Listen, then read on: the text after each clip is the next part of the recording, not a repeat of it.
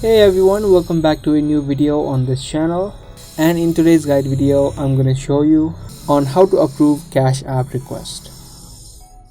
Whenever someone sends you money on your Cash App, you'll need to approve the cash request in order to successfully receive the money. So let me quickly show you. Open up your Cash App. Once you open up your Cash App, you just need to tap on the timer option that you see on the bottom right.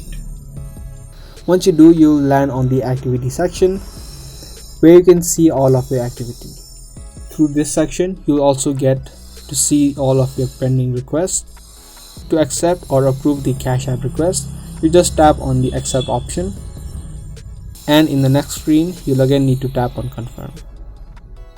After you tap on confirm, you'll successfully receive the amount of money that has been sent to your Cash App. So that was a quick and easy video. I hope you guys liked and found this video helpful. If you did, be sure to subscribe, share, and also give this video a thumbs up. I'll see you guys in the next video. Thanks for watching.